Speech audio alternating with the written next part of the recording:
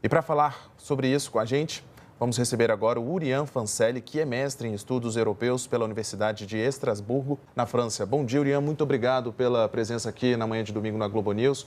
Eu gostaria de saber de você o seguinte: qual é o maior interesse da Rússia nesta cidade da Ucrânia?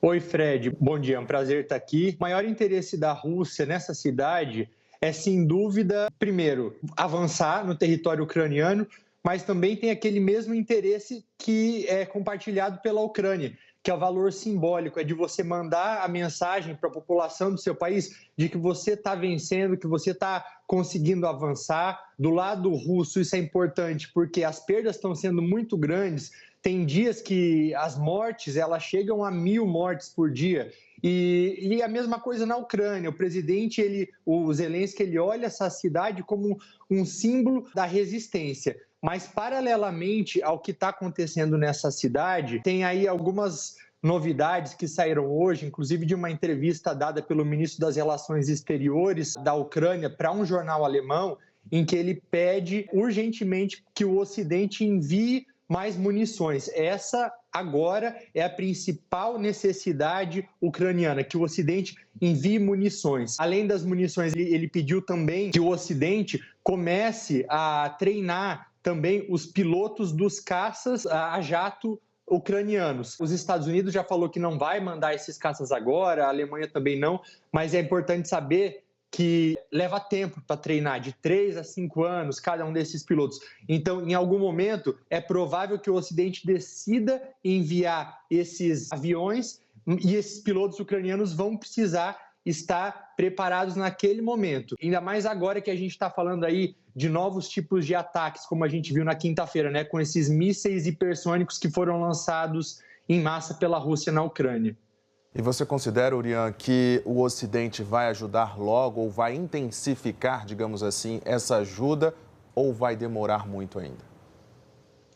Eu acredito que esses ataques que ocorreram na quinta-feira, que atingiram mais de 10 regiões do país, eles não tiveram muito efeito na prática, né? Até porque esses mísseis que foram lançados pela Rússia, que são chamados Kinjal, que em russo significa punhal, eles são mísseis muito caros, que, assim, eles são completamente diferentes de tudo que tem até hoje. Os Estados Unidos até, eu acredito que vai acabar entrando nessa nova corrida armamentista para desenvolver esse tipo de míssil que o Ocidente ainda não tem, mas vai ser forçado a ajudar a Ucrânia de outra maneira, até mesmo porque desses 85 mísseis e bombas que foram lançados na quinta-feira, a Ucrânia só teve a capacidade de se proteger de cerca de 40, ou seja, 40 foram parados ou interceptados, porque atualmente a Ucrânia ela não tem os recursos necessários para se proteger contra esse tipo de míssil específico.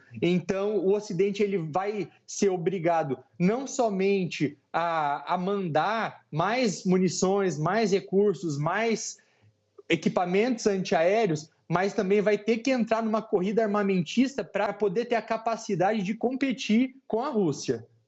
O que a gente viu no destaque também da reportagem da Cecília Malan agora há pouco foi a ajuda de um grupo de mercenários à Rússia.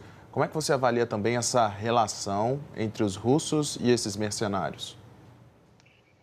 Essa relação ela está um pouco delicada ultimamente, né? Até porque houve um pouco de atrito entre o líder desse grupo, né, Wagner, e o próprio Putin, com algumas pessoas até especulando que ele estaria aí torcendo para que o Putin caísse, para ele ocupar o cargo que é do Putin. É uma situação um pouco delicada, né? Mercenários, eles são grupos paramilitares que são praticamente soldados que são contratados para lutar. E essas pessoas nunca acabam lutando com a mesma intensidade daqueles que têm um motivo verdadeiro para defender o seu país ou os interesses nacionais, que é o caso dos ucranianos.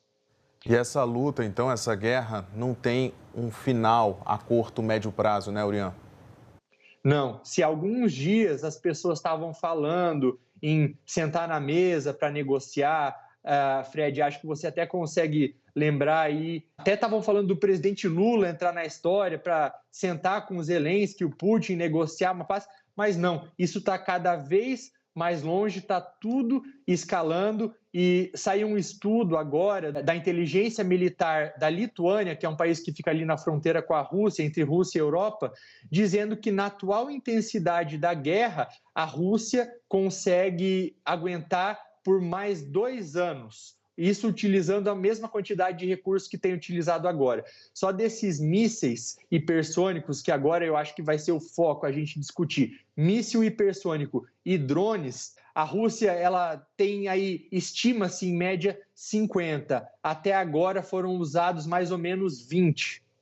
Tá certo, Urian. Muito obrigado pela participação ao vivo aqui na Globo News. Bom domingo para você.